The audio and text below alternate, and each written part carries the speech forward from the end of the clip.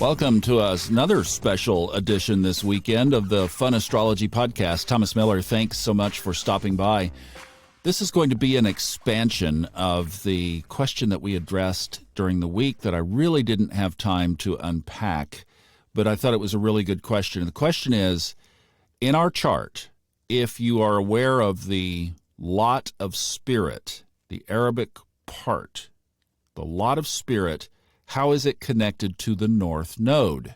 And what we're talking about is an ancient or a Hellenistic technique called the parts or lots. Typically, they're called the Arabic parts or lots, but I don't find any attribution to anything Arabic about them. It's just a moniker. But regardless, what they are calculated points, often based on the position of our sun, our moon, and our ascendant. We're also going to tackle this on Old Soul, New Soul with Robert Glasscock this coming week, so you'll listen to that. But it's only about the lot of fortune. He really doesn't go into lot of spirit. But it's interesting because just as this question came in, our reader, Laura Taft, who, of course, we have the special bonus episode yesterday on secondary progressions, told me that she had the privilege of stumbling onto basically a reading with one of the premier astrologers in the world, Robert Hand. If you have studied astrology, or especially ancient astrology, or if you've been on astro.com and you've gone to the interactive natal chart, that's where I learned astrology at the very beginning, Robert Hand wrote some of those interpretations. Now he is Dr. Robert Hand. He has a PhD, an earned PhD, and the reason he got the PhD was to be able to read and interpret the Greek and Latin and Arabic texts of astrology that are still left and still available and accessible to interpret. You know, I've just developed a tremendous respect for these people that have decades of astrological experience, and when you have this level of application, it's something to definitely note. Now, this is not, to my knowledge, anything that Robert has published, but it is something that he mentioned to Laura when they had their reading. And it was kind of cool because she said, look, I don't really want you to read my chart. I want to pick your brain, which I think was just brilliant. But she said that what he was advocating is that life comes in three phases. The first phase is primarily governed by the lot of fortune. That's what Robert Glasscock is going to talk about next week. Then the second phase, and these are sequential, is the ascendant. That, of course, is the point in time on the day of our birth that the sun broke up over the horizon. It's sunrise. That's our ascendant, where we begin to shine. And then he says that the third phase of life, and this is what I think ties into the North Node, is the lot of spirit. Now, what I didn't go into this week were the calculations of how these are done. And to really understand lot of spirit, you need to first understand lot of fortune. And I know this is going to get in the woods and the weeds, but let's go there and then we'll come through. Hit 2x play if you want to go through this quickly and don't want mind exercise at the moment. But now, to calculate the lot or the part of fortune, you have to determine, is the chart first a daytime chart or a nighttime chart? How do you tell the difference? It's very simple. If your sun is above the points of the ascendant and the descendant, I mean 1 minute above the ascendant is a daytime chart. If you are born below the descendant or the ascendant, even by 1 minute, that's a nighttime chart. So for the part of fortune, now I'm talking fortune, not spirit. Fortune, for daytime charts, you take the moon's degree minus the sun's degree, and then you add that to the ascendant. So it would be moon minus sun, and then added to ascendant. And this is all on the 360-degree basis of the full circle. For nighttime charts, it reverses. So it's the sun minus the moon added to the ascendant. Now, this is where I know it gets complicated, and you're probably sitting there trying to figure it out in your mind. If you go to astro.com, there's an article by Robert Hand. It's called The Lot or Part of Fortune by Robert Hand. It was written in 1996. He goes through the calculation with examples. So let me refer you to that, because you're taking the 360 degrees for the sun and the moon, not, that I'm 20 degrees in a particular sign. You have to convert that to the whole wheel. But here is why we had to understand how those are calculated. Because for lot of spirit, it's reversed. So for a daytime chart, it's the sun minus the moon added to the ascendant. And for a nighttime chart, it's the moon minus the sun added to the ascendant. So it basically just takes the lot of fortune calculations based on daytime or nighttime and flips them. So you can already see that there's this aura of maturity around the lot of spirit. It's that we've worked through those initial calculations of life, and we've been able to kind of flip our destiny, if you will. And I'm going to throw in one other thing here about calculating and positioning these in your chart. Because this is an ancient technique, and somebody like Chris Brennan would absolutely wholeheartedly agree with me here, keep ancient techniques within the realm of how they were created, that this would have been originated under a whole sign predominant system.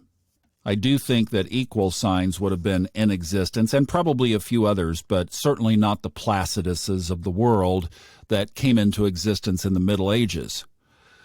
In my own life, in my own chart, this has predominance when I read it in the whole sign house calculation. So what I would suggest is that you use both. If you like Placidus, look at this in Placidus. If the position of your ascendant causes this to causes the part of fortune and spirit to shift into different houses, then look at them both and see if they both fit or if one fits better than the other. Now, Robert Glasscock is going to have a lot to say about the lot of fortune, so I'll leave that to the Old Soul, New Soul podcast that will come out this week. Probably will be Friday, I'm guessing, but just keep watching it. We're still working out kind of release dates and that kind of thing, but I think what we're going to do is new episodes on Tuesdays and Fridays of Old Soul, New Soul. So he's going to talk about that, but basically what Robert Hand was saying is that with the lot of fortune, that you don't have to be this like spiritual superpower manifester to have the things that lot of fortune is pointing toward, which will come from the sign and the house that it's located in. Those kind of automatically happen. He calls it your personal genius. And this is our first phase, which is the earlier part of our lives.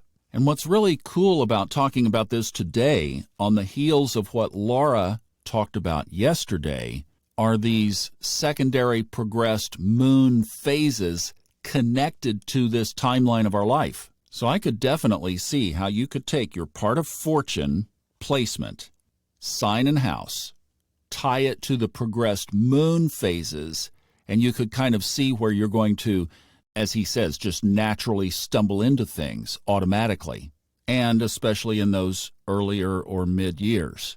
Then, according to this model, we move more toward an area dominated by our ascendant, which in astrology, kind of cookbook 101 astrology, is that is us in the world. So we finally claim our place in the world and then move into this phase of the lot of spirit, which is after we have really grown into our consciousness.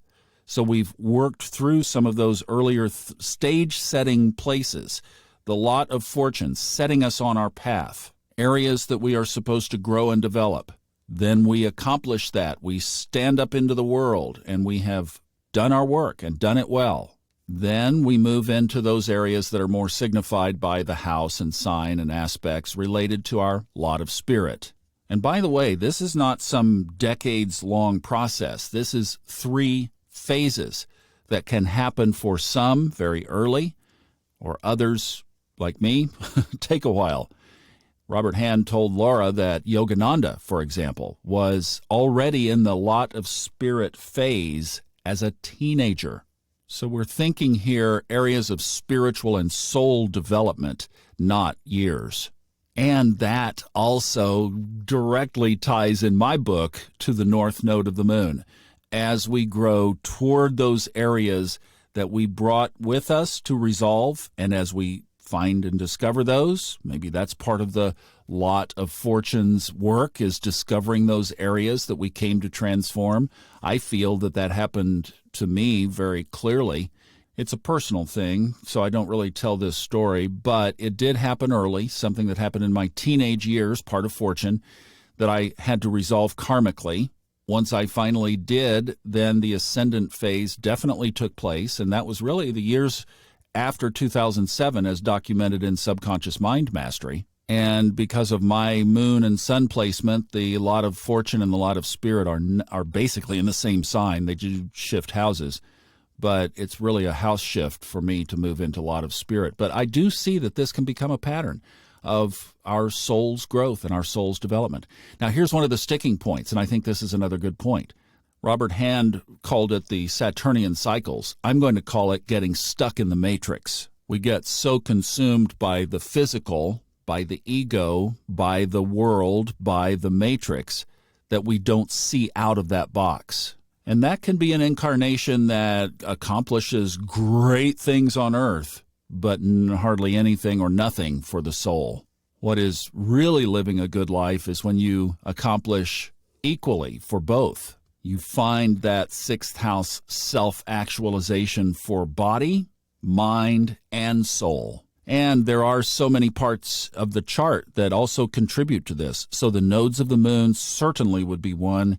The 9th house and the 12th house are other indications. I mean, we could go on and very deep. But I think this was just a great question, and that's the deeper explanation of it, and I do hope that helps. And yes, I think it is all correlated, and a fascinating study in astrology is to dig into the chart and see where these things in the past come to the future with the idea of the map to lead us through and to higher ground, so that we resolve them in this lifetime. And then we get to go on the other side and go, well, I don't have to worry about that one next time. I just did a Subconscious Mind Mastery podcast with a correlating question. It's number 293 on Subconscious Mind Mastery, if you'd like to go deeper even still on this. Thank you so much for listening. We'll be back tomorrow with our regular week ahead, and it's going to be a great one, so we'll see you tomorrow morning on the Fun Astrology Podcast.